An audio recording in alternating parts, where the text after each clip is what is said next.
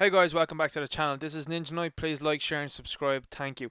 So today I'm just doing a bit of a different video, and the video is who I would like to see recast or essentially cast as the X-Men in the MCU. So I've kind of given a little bit of a story outline there of what I think they should do. So for the X-Men, this group of X-Men are mainly older versions of established characters, which allows us to have a solid jumping on point and is different from the Fox X-Men movies. The goal is for these characters and these X-Men to eventually meet younger, new members to join when members walk away or die. So my first choice is probably going to be the most significant one, I think, in terms of a newer version of this character, but also that's quite modern, and that's Mark Strong as Professor X. So anyone who knows Mark Strong, he's been Sinestro in the Green Lantern movie. He was also Dr. Savannah in the Shazam movie. I think Mark Strong would make an excellent Professor X. He's been working with Guy Ritchie in the past, who I think is a fantastic director, and I think Mark Strong is a very strong actor. Pardon the pun. He was fantastic as Merlin in the Kingsman, given that advisory role. And again, as we can see him sitting there from the chair, he was the tech man essentially and helped out the Kingsman, which really brought a Professor X vibe to it, that he could sit with Cerebro and help out the X-Men when they are on missions. I also think there's a great gravitas to Mark Strong, and that we didn't quite see with James McAvoy and Patrick Stewart. That Mark Strong is quite an intimidating character when he wants to be. He's been intimidating in TV shows such as Low Winter Sun, and he's also quite intimidating when he was in Guy Ritchie's Rock and Roller. So he was Archie in that, and I thought he did really well at being an intimidatory kind of enforcer type with that. And I really am a big fan of Mark Strong as an actor. I think for me, he would be my Professor X. Obviously, Mark Strong is in his 50s, so again, his relationship is going to be different with Magneto in this movie for me, and I'm going to cast the Brotherhood later.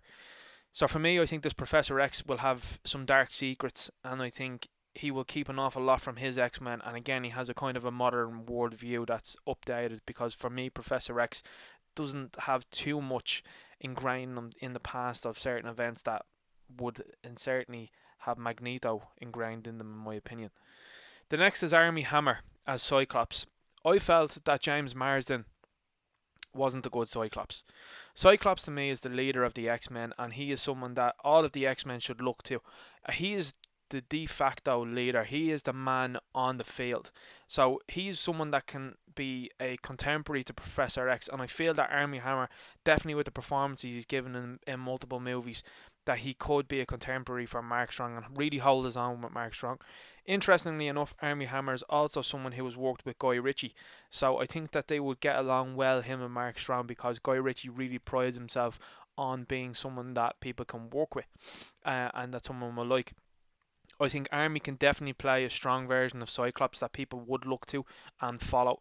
And I think he really does have that kind of superhero look about him, that when he does remove the mask or anything like that, I think that people would look at him and say, wow, that is really a superhero. I also think he could go through the range, which he did with the Social Network, of the different aspects of Cyclops. So Cyclops is very multi-dimensional, and he could go in a number of ways for me with Cyclops himself in this series. Next is Liam Cunningham, and for me, he would play Beast. So Liam Cunningham is greatest known as Davos from Game of Thrones. He's been in plenty of other Irish TV shows and Irish movies like The Guard as well too, and he is a fantastic actor. I think he voiced a dragon recently on Rick and Morty, and I think this would be similar to what I would have him do as Beast. It will be interesting to see what they do with Beast, whether they're going to go all CGI as we've heard in latest reports. So to me, Liam Cunningham would be a phenomenal voiceover for Beast, and I think this look in particular as well too could be a very good look for Beast. That he kind of looks he has less hair above, and he definitely would have a scholarly voice about him, and Liam Cunningham 100% has a scholarly voice about him. He would be an older X-Man, and I think it would be good for Professor X, for example, and Cyclops to be able to look upon Beast and his wisdom, and the fact that they've cast kind of older X-Men definitely would heighten the fact that Beast would have to be that little bit older and sound a little bit older. And I do think that Liam Cunningham would be the man to go forward with that. I've heard a lot of people say that they want Joel Edgerton, and again, great choice and would be a nice physical choice, but I feel that if you want to have someone that's going to be able to pull off the smarts just as well as Kelsey Grammer did, I think you're going to need someone like Liam Cunningham to be the guy to do that, to be honest and to be fair. Next we have DeWanda Wise as Storm. This for me would 100% be the person I would select as Storm. She was almost cast in, or well, she was cast in the Captain Marvel movie as Rambeau, so I think she might have dodged a bullet on that one, and in sense of it wasn't the greatest movie, and it would have stuck her in that role.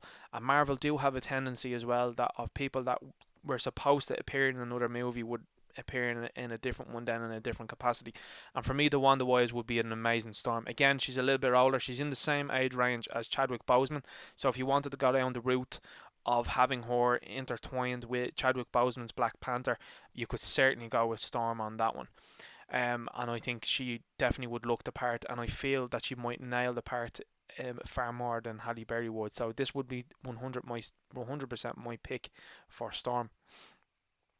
Bryce Dallas Howard as Jean Grey. I'm a big fan of Bryce Dallas Howard, and the thing about Bryce Dallas Howard is that she can play a character that can be quite cerebral. So that we've seen with her role in Jurassic World, for example, that Bryce's role as Claire was very cerebral, and then as we seen her later on then became a little bit more nature loving and a little bit more unhinged. She certainly played the villain in The Help, but I will digress and I will say that I do not want to see another retread of the Phoenix storyline, no matter what they do. I do not want to see it, and this is why I'm going to say that I think in this movie I think Jean Grey should die. And I think what should happen is, I think for me would be that her memory somehow gets interlocked with Scott's Cyclops, and that he's able to visually see her then in subsequent movies and for her to guide him and help him in that way. I don't think that she should turn into the Phoenix. I think it would be a very, very poor idea for Marvel to retread that story yet again. It's been done on 2 occasions now, and whilst I do think Bryce Dallas Howard could personify that fiery role of Phoenix, I don't want to see that story going again. So I would like, personally, I think in the movie what should happen is Bryce Dallas Howard should be part of the X-Men, and she should be a casualty in the first movie that Scott will then have to reset himself and really show the X-Men that he is the leader and that he can't be broken down. I don't want to see what happened with Scott in X-Men 2 when he just fell apart in X-Men 3. That does not seem like Scott Summers to me. Again, at this point as well too, with them being all the characters, I think they Jean Grey and Scott Summers in this movie should have a son, and that son is Nathan Summers, who was later known as Cable. So I think that could open up various opportunities, and it would give Scott Summers the opportunity to be a father to Nathan Summers, even though the absence of Jean Grey is being felt then after this first movie. So I think have Jean Grey in the first movie and play on from there and see what happens. I think this would be certainly my choice as Jean Grey. The next one I have is Martin Sensmeier, and he's going to be Thunderbird. So Martin here was in the Magnificent Seven, and he's been in various different movies as well too.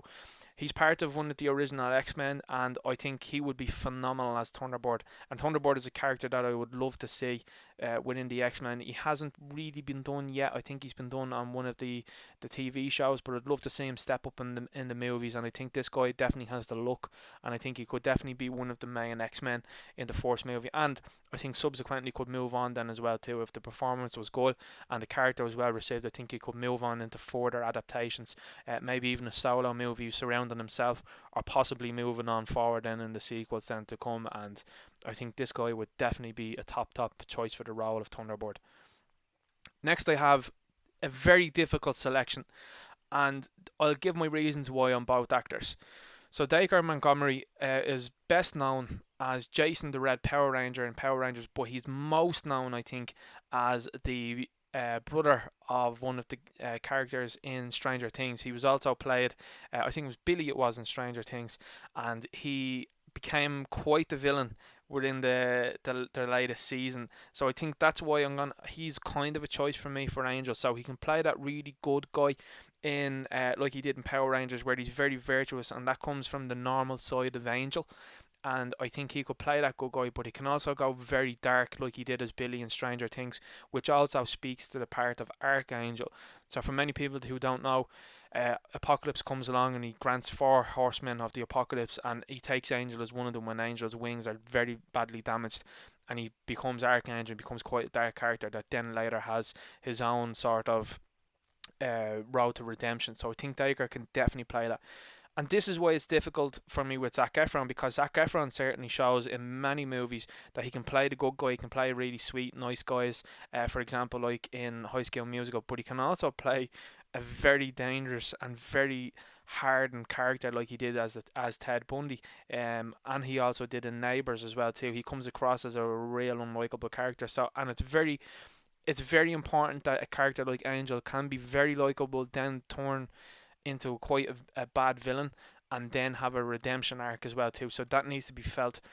The problem I have with both of these actors is that both of these actors I would like to see as the Human Torch for the Fantastic Four also. So I think it would be one or the other for me as Angel, and I think Angel's a pivotal member that hasn't really been explored enough within the X-Men movies, and it would be a character I would absolutely love to see within these movies. Again, he would be kind of one of a younger set of members, I suppose, of this X-Men, maybe for them to have a laugh and joke around with, and maybe be that character that could bring forward some sort of humour. The next one is Charlie Hunnam, and he would be Iceman for me. I think Charlie looks like Iceman. I think he's a great actor. I think he did very well on Sons of Anarchy. I know a lot of people will disagree, but I really loved him as one of the characters in Pacific Rim. I really was a big fan of him as Raleigh Beckett. Again, he's a character that would be quite confrontational, and I think when we see who I'm going to cast as Pyro, it would be a nice dynamic to see both of those guys go head to head, certainly. Again, Charlie Hunnam can be a leading man. I thought he was fantastic as King Arthur, Legend of the Sword. I was a big fan of his character Ray in Gentleman. And again, Guy Ritchie, very influenced and very interested in working with this guy. And he comes across as very, very into his characters. It was absolutely insane into being the character of King Arthur and still wants to continue on. So for me, he would definitely be my Iceman. He would definitely be a more hardened Iceman and a tougher Iceman than Sean Ashmore's Iceman. And I think that would really bode well for the character and give it a new lease of life. Again, another character that could spin off into his own direction, or certainly intertwine himself with other characters like Spider-Man, for example. Could be that older brother, that older surrogate kind of figure for Peter Parker, perhaps. And I think Charlie Hunnam could definitely do that, and he's definitely got quick, sharp wit as well too, which I think would be very, very interesting for the character. So yeah, Charlie Hunnam for me is Iceman. This is one that everyone wants to see, and it's Morph. So Morph is a character that can shapeshift, and he can also do incredible impressions and voices. He was a character that was infamous in the X-Men animated TV series, where within the first couple of episodes was killed off. Well, you know, he returns kind of later, but at the time, you know, that was the basis of the danger of the Sentinels was Morph. And Bill Hader would be the man for me. I think Bill Hader is a phenomenal actor, and if you look at any of his work insofar as him being able to do impressions, he's absolutely insane at doing impressions. He's brilliant, and I think he would fit the character of Morph very, very well in terms of looks and in terms of his comedic ability as well. And that's why I think I'm unfortunately going to have him in one movie and I'm going to kill him off. I think Morph dies as well too within this movie. I think to give the Brotherhood a little bit more credibility, and certainly the main villain of this movie for me would be a character that I think would need that credibility to be able to wipe out two X-Men, and certainly one strong one in Jean Grey and one in Morph there as well too. So unfortunately, was cast in the movie, I think it could be an exit curtain as well too. But again, you'd never know how things might go on set, that he might be really enjoyable and then they might want to bring him on and him be someone that people will follow around for the next one. And particularly because I don't want to see Mystique in this first movie, probably not the second one either, because I feel like she was overdone and overused within the last X-Men movies. So I would rather see Morph kind of take that shapeshifting ability before we're introduced then to Mystique later on. The next X-Man is someone that I would really love to see and I think would be phenomenal in the role, and that's Terry Crews as Bishop. So for me, I think what should happen in this X universe is that the mutants are unaware who Terry Crews as Bishop really is. Now, Bishop is a mutant from the future that comes back to help out when Days of Future Past cracks on. But I would love to see Terry Crews as Bishop being an undercover sort of sleeper agent to make sure events happen the way they should, so that he avoids a future where Nathan Summers eventually becomes Cable and they are hunted down by Sentinels and have all of those sort of issues. So I think maybe give him another kind of ability as well too, perhaps maybe a mental block that he's able to block Xavier, and I think that would be very interesting dynamic as well too, that Xavier wouldn't fully trust Bishop and he wouldn't know really why until later down the road when Bishop maybe decides to confide and say, look, this is why I'm here, but again I couldn't say beforehand due to time heist sort of stuff, or something like that. Maybe think about time relative things in the future. That would make sense. If Kang is going to be introduced, Kang the Conqueror, if he's going to be introduced and he's going to be a new big bad, I feel like Bishop should play an important role. And I know that Cable's already played a role in the Fox Deadpool movies, and Bishop played a very minor role. Unfortunately, I love Bishop as a character and thought Omar Sy was very good, but I think Terry Crews would be excellent as Bishop. Now I know he was already in Deadpool, but to me played such a minor role that I think if he was to become Bishop in this, he would be excellent, and again would give us a kind of strongman character as well too that we're going to have within the X-Men until we get to Colossus, and which will be another video that I will do on newer members of the X-Men being interjected into the group. Now last but not least, I think is someone that people really want to see, and that's Wolverine. And for me, it's his name is cropped up quite a bit, and it's someone I've definitely thought about, and it's Scott Eastwood. Scott Eastwood currently is about 33, 34, and I think he's the right age to play someone that is supposed to be quite experienced, but again, you want him to look kind of young, so that a lot of people like Cyclops, for example, will look at him and say, like, you're only in your 30s, where Armie Hammer's in his 40s, and they have no realization that Wolverine is actually centuries old, and Wolverine keeps it to himself. I would like to see a new depiction of Wolverine similar to X-Men Evolution, or maybe him in some sort of other role, maybe as a teacher within the X-Men that's able to control himself to a point where he's not going to go berserk until something happens in the movie, maybe that lets him have another mental block that's unblocked then maybe by either Jean Grey or maybe Charles Xavier, that unlocks that berserker mode that he can go into. I think it was something that was sorely lacking within the Fox X-Men movies, and they did have it in Logan for a little bit, but it would be something that I would like to see, and I think Scott Eastwood could pull it off. I certainly think that he could be a character that could be very, very likeable, and he could stand up nearly as good as, if not as good as, Hugh Jackman. He's Clint Eastwood's son, and I think that gruff personality would really serve him well.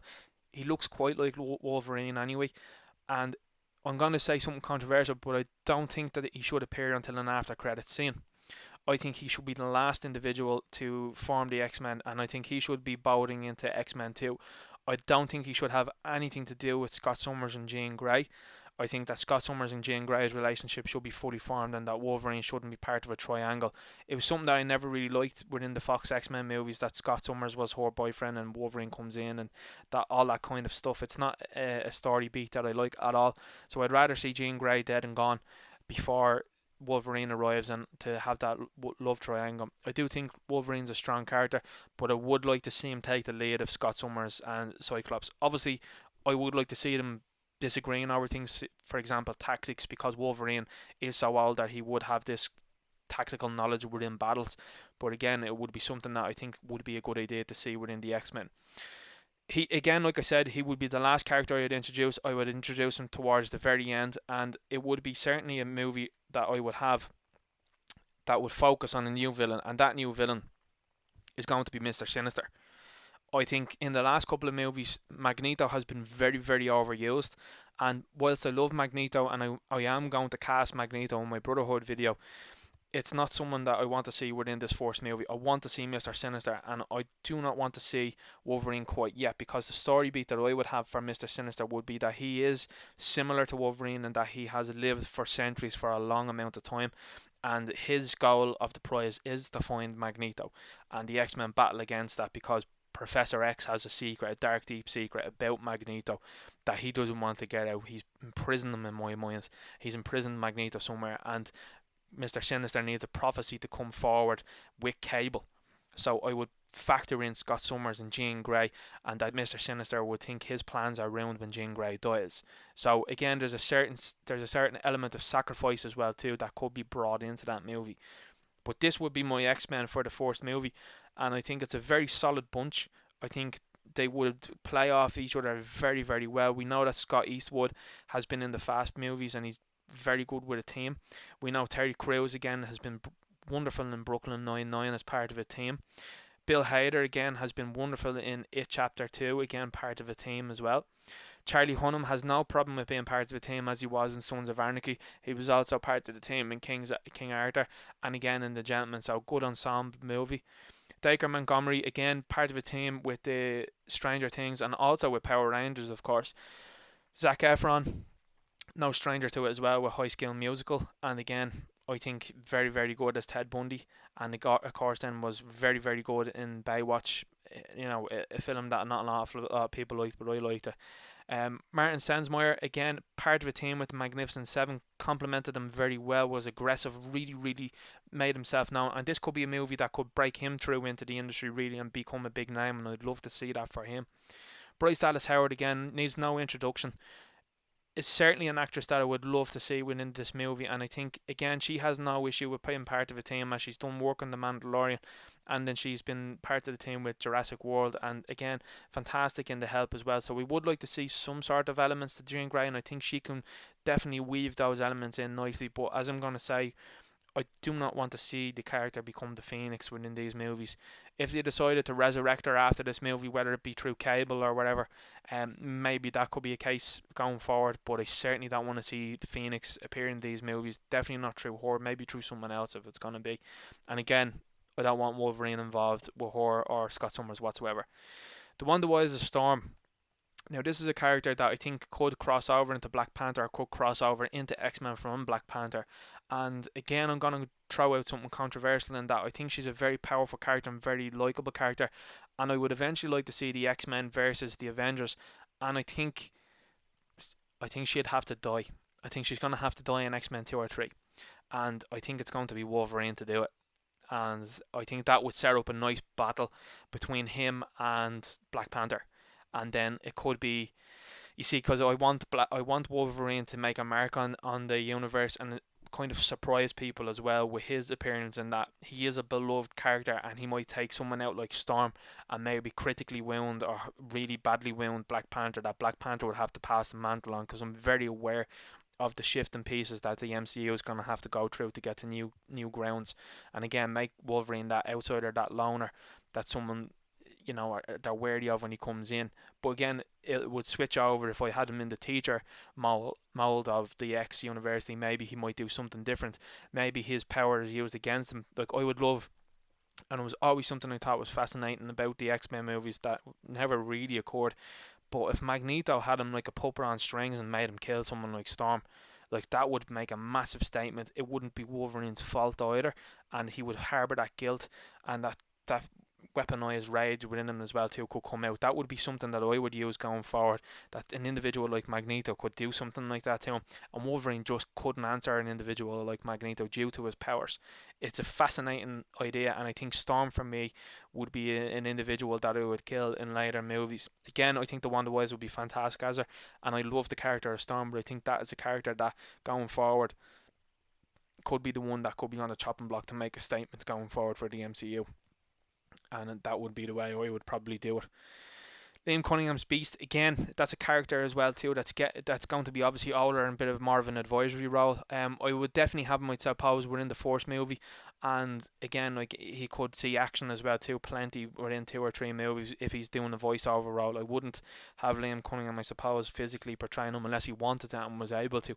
But it would be the one that I would have as Beast, and certainly could give more exposition as well too on the history of mutants and maybe why Magneto was so dangerous when someone else wants to discuss that, or maybe he finds out about Mr. Sinister. He would be my guy to be sneaking into places of very, very difficult nature and getting information on the likes of Mr. Sinister, trying to find out how to defeat him. Armie Hammer as Cyclops, again, like I said, this was a difficult choice because you don't know whether you want to go too young with the X-Men. I personally don't. I think the X-Men should be fully formed. To me, the X-Men in this movie should be like the Navy SEALs.